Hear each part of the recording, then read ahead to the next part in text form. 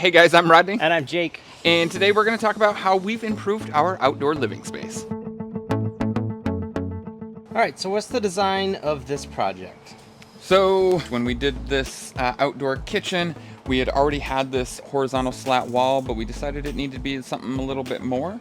And our friends over at Clay Imports sent us over some breeze blocks. So we're going to replace this horizontal wood slat wall with a breeze block wall here that's going to kind of have an arch or walkway we get to walk underneath, and then continue that wall all the way down to the ground on this side here, which means that we can then bring the pool in closer to the deck, and then we're going to extend the deck out because this area here for outdoor dining and entertaining we have found is just a little too tight.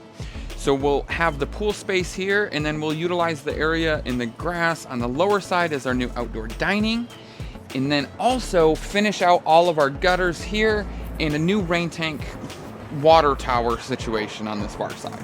Our first task was to build the new brick platform for our rain tank. Can you tell us, what you think, Wally? You're gonna make a rain tank? We're gonna be digging in just a minute. Your favorite thing to do.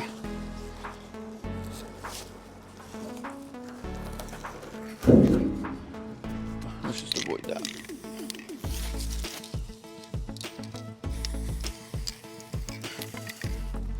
Once we had our guidelines in place, we brought down the 8x8 cinder blocks to make sure the circle would work and to confirm that the amount of bricks we would need was correct. So can you take one over there and kind of square it up with mine? Then we dug out the hole for our footer, placed the blocks in again to confirm the fit, and then mixed and poured the concrete for the footer.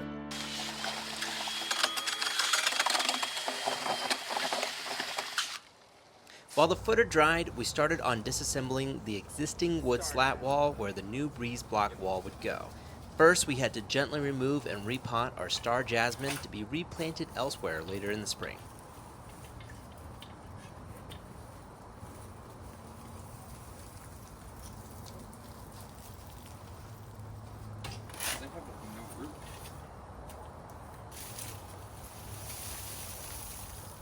Another one? Next, we removed the wooden slats and stored them away for reuse later in the project. Now that the wall was removed, we could see what a difference the more open feel the breeze block would make in the space.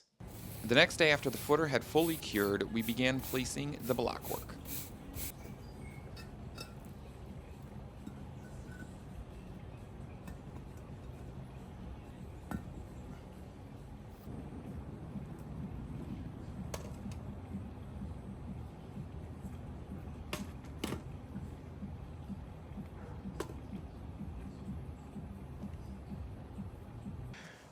All right, so now that our footer has dried, we are on to day 2 here. So what I've done is kind of just set out the dry set of the blocks here, and relatively speaking, I've got my 4-foot level.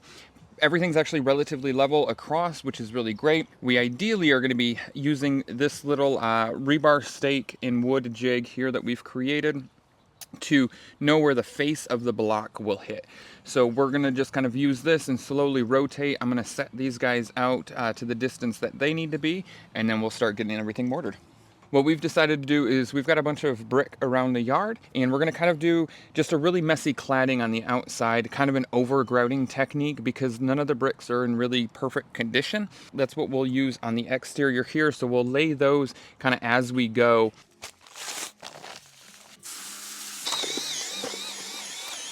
And the consistency you're really going for on your trowel is about 1/2 inch thick, and being able to hold it vertical without it falling off. That's kind of your goal. So I think we're good here. I can't think of what you call this all of a sudden. I don't have the perfect spatula tool for this. Wow, I can't think of what this is called all of a sudden. It would be better if you had a pointed one. Kind of a triangle shaped one, which I thought I had, and I am not going to run to the store just for that. So I'm going to make do with my small square cut here. Again, it's not ideal, but with a little bit of practice you can make it work. Trowel. The word is trowel.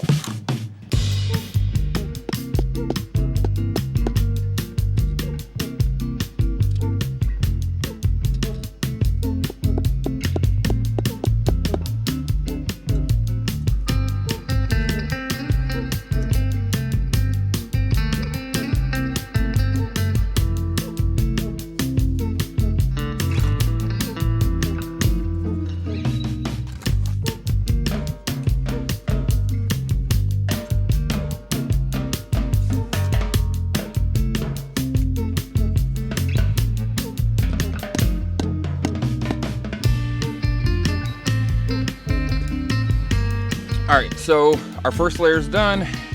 Everything is setting, and I'm just double checking with my 4-foot level that across and kind of different angles of the circle are all level with one another. And we are pretty damn good all the way across.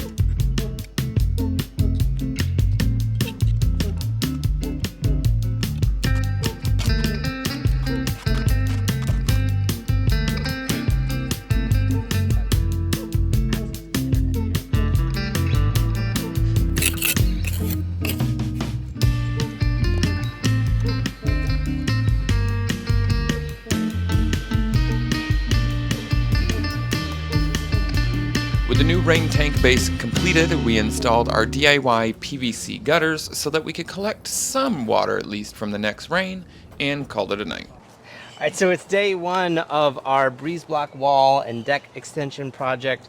We did get a head start a couple weeks ago by starting some of the removals with the kitchen wall, and today we're finishing up those removals. What else are we doing today? We're also going to cut back the deck so we can expose the framing and start hopefully having our footers dug. So goal for the day is to finish the removal of the post, The the decking, and pour our footers. dig our footers. Dig our footers, not necessarily pour. Yeah. All right. Get everything prepped. It's only 10:30. We should be good. Let's do it.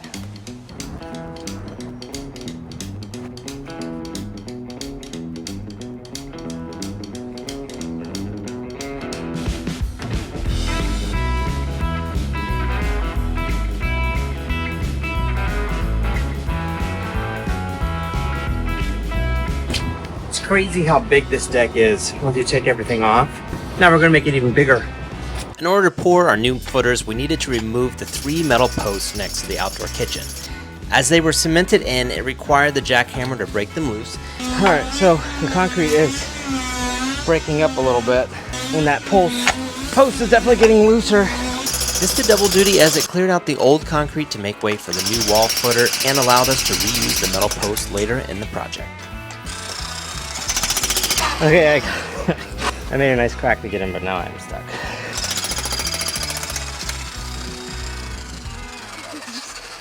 Keeps going deeper. Stuck real good. It's like wedged itself into this crack. I wasn't trying to, it just kept getting deeper. It like fell in.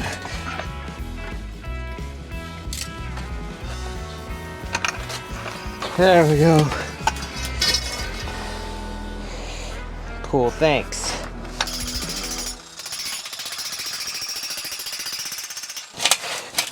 We are really, really close now.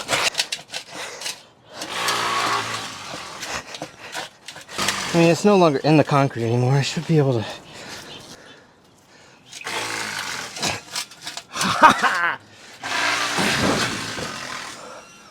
I can't see in these glasses. They're all fogged. Woo! And while Jake was working on the poles, I was working on removing the existing decking in order to prepare for the other side of the wall footing and deck extension for the pool.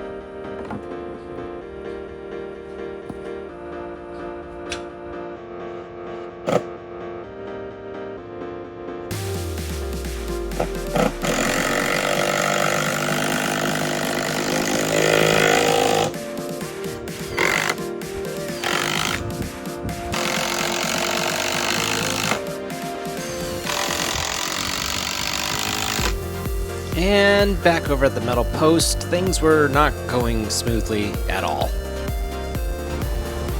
I'm really struggling with this one.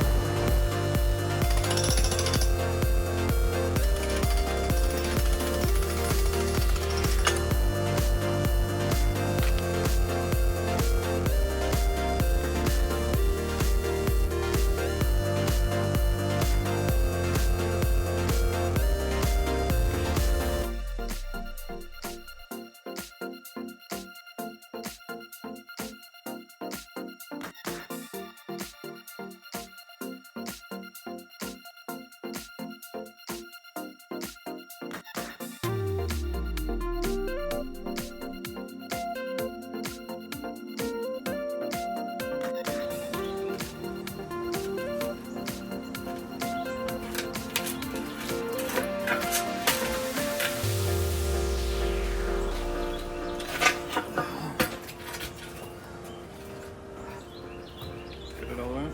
Huh? Yeah.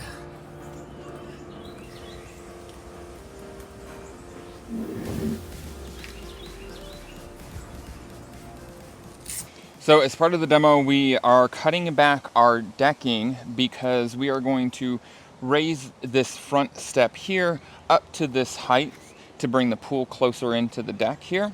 We are having the wall, the breeze block wall, kind of insert into the decking here a little bit so that the opening doesn't span too far for the weight of the blockwork itself. So our footer is actually going to start up against this nailer or this support here from the step. We do need to dismantle this corner, but one thing we wanted to show you guys is how we originally framed the stepping or the corner pieces here.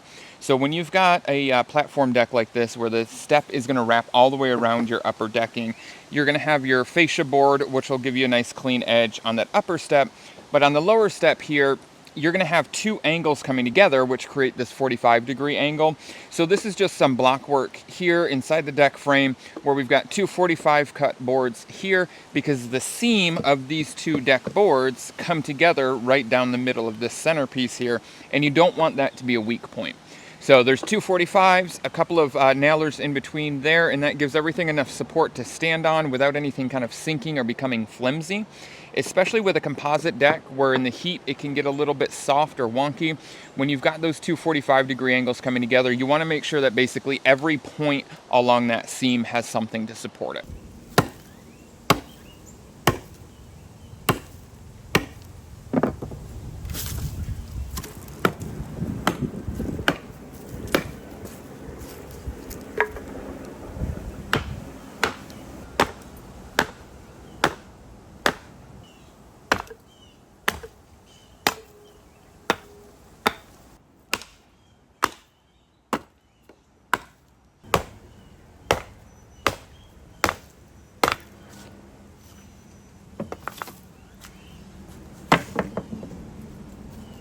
This third post needs to go better than the second one. I need it to be like the first one at minimum because I cannot handle it being that long again. All right, guys, so as part of our breeze block wall project, we've got to remove the old metal posts that were here. And too often when removing concrete, I see people make a major mistake. So just as kind of a pro tip thing, I guess, but when removing concrete, you want to dig out to the edge of your concrete. So in this case, it's a large post. So I've dug to the edge of the post hole here that is filled with concrete. And often I see people take a jackhammer and try to come right up against the post and start breaking out over here. The problem with doing that is it's going to put tension. The blade of the jackhammer is going to go into the concrete and it's going to put tension on your post, and the concrete slab, the rest of it, doesn't have anywhere to go. So best practice, start out at the edge, remove those chunks, pull those out of the hole, and now you've got a cavity that as you continue to break in closer to your post, you're able to move that concrete out of the way and remove it out of your hole a lot easier. And just to be clear, when he says he sees some people, he means me. And others. But you are who I'm working with right now, so yes, you.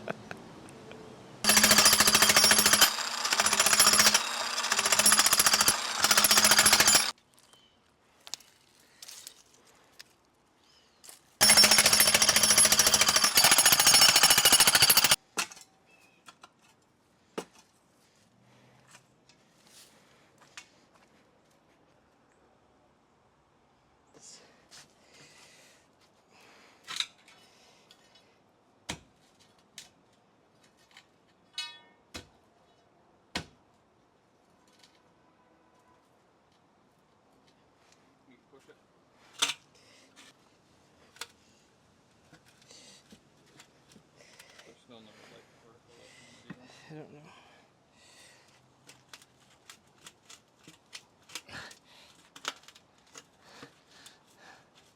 Oh. Yeah, there you go. Keep going. Ah.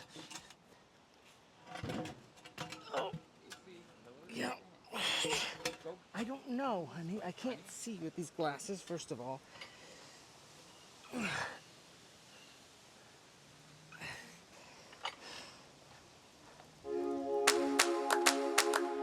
And now that all the demo was completed, it was time to finally start framing up the decking for the pool extension.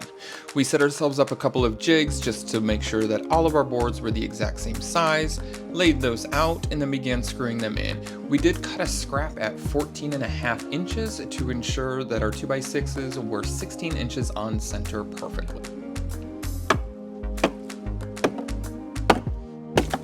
And to ensure that our new decking boards and our existing decking boards were perfectly level, we did decide to remove the spacers but left the 4x4s before using 4.5-inch lag bolts to attach the deck extension to the new extension. We then used a level to ensure that it sat level and put in little feet or spacers to hold it in place before we dug in our new 4x4 supports and sank those in concrete.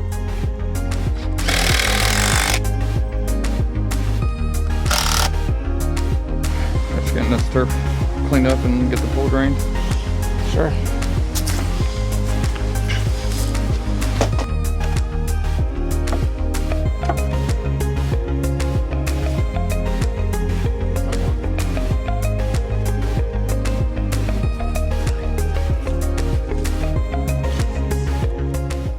We stopped chlorinating a few weeks ago so that we could drain this pool and irrigate the best we could by sort of flooding this bed. End of day one.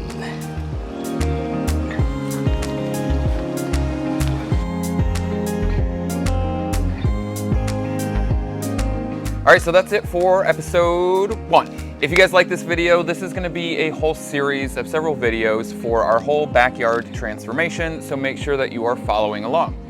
First though, we want to give a huge shout out to Clay Imports for providing us with these awesome breeze blocks that made this project possible.